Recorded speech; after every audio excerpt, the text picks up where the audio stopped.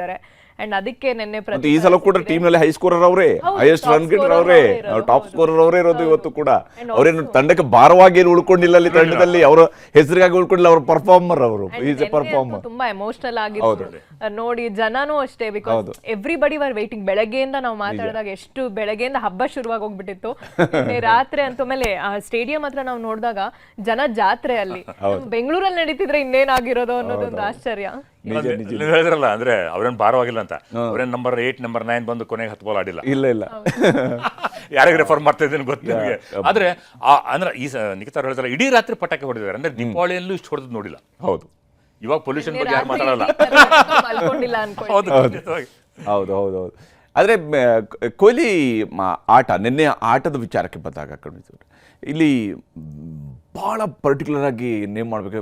Of course ಅವರೇ man of the match ಕೂಡ ಆಗಿರೋದು ಕೃಣಾಲ್ ಪಾಂಡ್ಯ, ರಿಯಲ್ ಚಾಂಪಿಯನ್. ಯಾಕಂದರೆ ಅವರು ಒಂದು ಫೈನಲ್ಗೆ ಹೆಂಗೆ ಟಚ್ ಕೊಡಬೇಕು, ಆ ಫೈನಲ್ನ ಟಚ್ಚನ್ನು ಕೊಟ್ಟಿರುವಂಥವ್ರು ಅವರು. ಬೀದಿಯಿಂದ ಬೆಳೆದು ಬಂದವರು, ಸ್ಟ್ರೀಟ್ ಸ್ಮಾರ್ಟ್ ಅಂತಾರಲ್ಲ ಅವ್ರಿಗೆ ಅವರು. ನೋಡಿದ್ರಲ್ಲ, ಬಂದ್ಬಿಟ್ಟು ಪ್ರಭು ಸಿಮ್ರನ್ ಗೊತ್ತು ಅವ್ರು ಮುಂದೆ ಬರ್ತಾರಂತ, ಬಂದು ಸ್ಟಾಪ್ ಮಾಡಿದ್ರಲ್ಲೇ. ಅಂದ್ರೆ ಆಗಲೇ ಮುಂದೆ ಬಂದ್ಬಿಟ್ಟಿದ್ರು ಪ್ರಭು ಸಿಮ್ರನ್. ಏನು ಮಾಡ್ಬೇಕು ಗೊತ್ತಾಗ್ತಾ ಇರಲಿಲ್ಲ ಪ್ರಭು ಸಿಮ್ರನ್. ಯಾಕಂದ್ರೆ 6 ಓವರ್ 52 ಅಟ್ ಪಾರ್, ಅವರು 655, ನಮ್ಮ 652 ಫಾರ್ 1. ಪ್ರಿಯಾಂಶ್ ಆರ್ಯ ಮಾತ್ರ ಔಟ್ ಆಗಿದ್ರು. ಆವಾಗ ಪ್ರೆಷರ್ ಹಾಕಿದವರು. ಅಂದರೆ ಇವರು ಎಲ್ಲಿ ಸೋತರು ಪಂಜಾಬ್ ಅಂತಂದರೆ 5ನೇ ಓವರಿಂದ 11ನೇ ಓವರ್ವರೆಗೂ ಅವ್ರಿಗೆ ಸ್ಕೋರ್ ಮಾಡೋಕ್ಕಾಗಲಿಲ್ಲ. 5 ಓವರಲ್ಲಿ 30 ರನ್ ಅಂಥ ಟೈಮಲ್ಲಿ ಇನ್ನೂ ಬೇಕಾಗಿತ್ತು. ಅಷ್ಟರಲ್ಲಿ ವಿಕೆಟ್ಸ್ ಕಳ್ಕೊಂಡ್ರು. ಆದರೂ ಕೂಡ ಕೊನೆಯವರೆಗೂ ಫೈಟ್ ಮಾಡಿದ್ರು. ಅದು ಅಪ್ರಿಷಿಯೇಟ್ ಮಾಡಲೇಬೇಕು. ಕೃಣಾಲ್ ಪಾಂಡ್ಯ ಅಂತಂದರೆ ಗೊತ್ತು ಎಲ್ಲರಿಗೂ, ಅಂದರೆ ಎಷ್ಟು ಕಷ್ಟದಿಂದ ಬಂದಿದ್ದಾರೆ.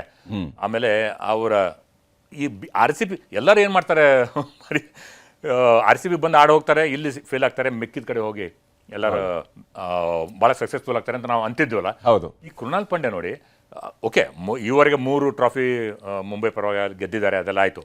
ಆದರೆ ಎಂದೂ 4 ವಿಕೆಟ್ ತೊಗೊಂಡಿರಲಿಲ್ಲ ಇಷ್ಟು ವರ್ಷದಲ್ಲಿ. ಎಷ್ಟೋ ವರ್ಷದ ಮೇಲೆ, ಒಂದು 7-8 ವರ್ಷದ ಮೇಲೆ ಅವರು 50 ಹೊಡೆದದ್ದು, ಡೆಲ್ಲಿ ಮೇಲೆ 70 ನಾಟ್ ಔಟ್. ಅಂದರೆ ಫ್ಲೋಟರ್ ಆಗಿ 17 ನಂತರ, ಆಲ್ಮೋಸ್ಟ್ 7 ವರ್ಷದ ನಂತರ. ಹೌದು, 7 ವರ್ಷ ನಂತರ. ಅಂದರೆ ಫ್ಲೋಟರ್ ಆಗಿಂತ ಪ್ಲೇಯರ್ ಅವರು.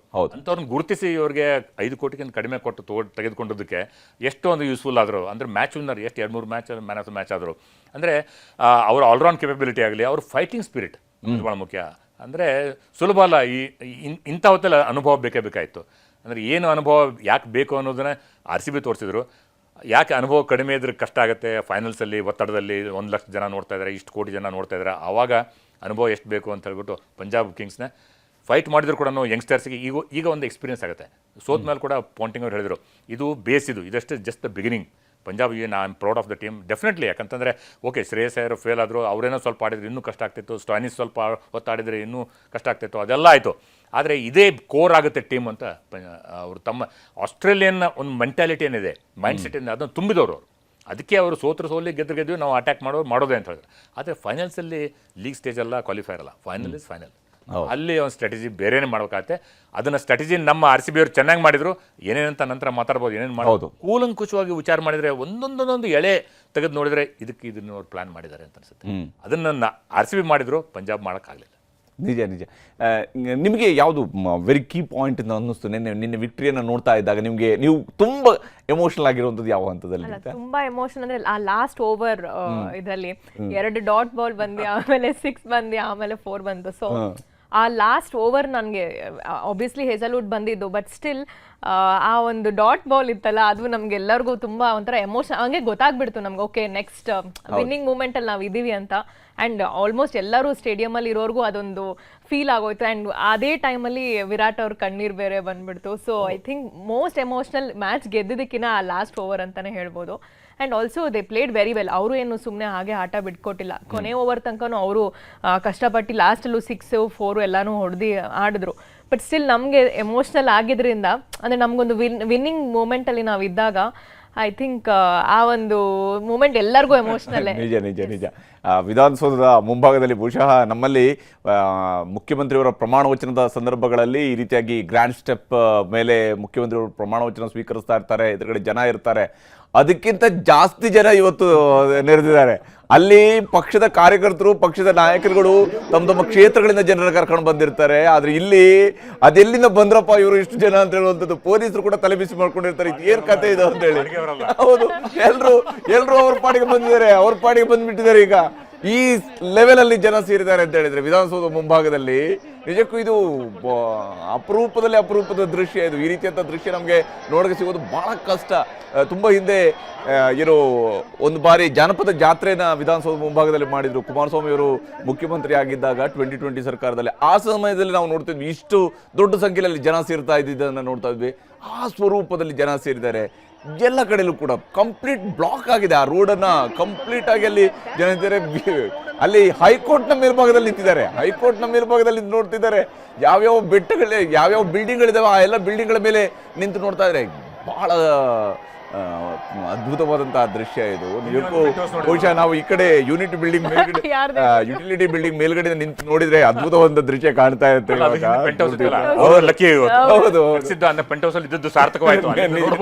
ನಿಜ, ಅಲ್ಲಿಂದ ನೋಡ್ತೀವಿ. ಅಫ್ಕೋರ್ಸ್ ನಿನ್ನೆ ಸಿದ್ಧಾರ್ಥ್ ಮಲ್ಯ ಎಮೋಷನಲ್ ಆಗಿ ನೋಡ್ತಾ ಇದ್ದಂಥ ವಿಡಿಯೋ ಒಂದನ್ನು ಅವರು ಟ್ವೀಟ್ ಮಾಡಿದ್ರು.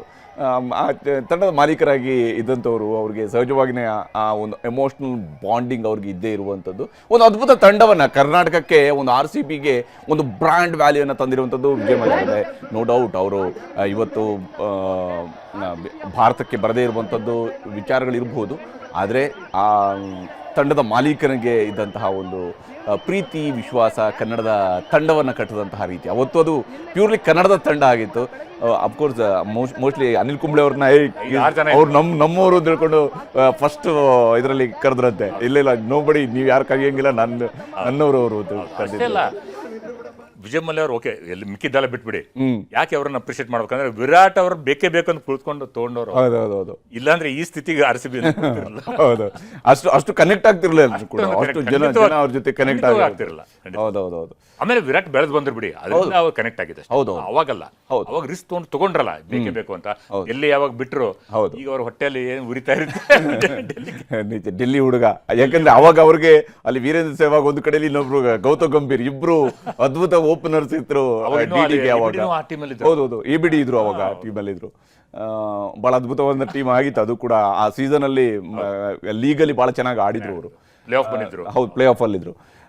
ಇಲ್ಲಿ ಇಡೀ RCBಯ ಗೆಲುವನ್ನು ಸಂಭ್ರಮಿಸ್ತಾ ಇರುವಂತಹ ರೀತಿ, ವಿರಾಟ್ ಕೊಹ್ಲಿ ಕೈಗೆ ಕರ್ನಾಟಕದ ಬಾವುಟವನ್ನು ಕೊಟ್ಟು, ಹಾಗೆಯೇ ಅದ್ರ ಜೊತೆಗೇ RCBಯ ಬಾವುಟ ಎರಡೂ ಕೂಡ ಜೊತೆಯಲ್ಲಿ ಹಿಡ್ಕೊಂಡು ಸಂಭ್ರಮಿಸ್ತಾ ಇರುವಂಥ ರೀತಿ, ಪ್ರತಿಯೊಬ್ಬರು ಕೂಡ ಸಂಭ್ರಮಿಸ್ತಾ ಇರುವಂಥದ್ದು. ಯಾಕಂದರೆ ಸಹಜವಾಗಿ 18 ವರ್ಷ ಕಾಯ್ದು ಅಂತ ಹೇಳಿದ್ರೆ ಅದೇನು ಸುಮ್ಮನೆ ಮಾತಾ? ಯಾರಾದರೂ ಕಾಯೋದಕ್ಕೆ ಸಾಧ್ಯನಾ? ಇಷ್ಟು ವರ್ಷಗಳ ಈ ಟೀಮ್ ಗೆಲ್ಲದೇ ಇಲ್ಲ ಬಿಡಪ್ಪ ಅನ್ನುವಂಥ ಸ್ಥಿತಿ ಇದ್ದಾಗಲೂ ಕೂಡ ನಮ್ಮ ಟೀಮ ನಾವು ಬಿಡೋದಿಲ್ಲ ಅಂತ ನಾವು ಎಷ್ಟೋ ಸಲ ತಮಾಷೆ ಮಾಡ್ತಾ ಇದ್ವು.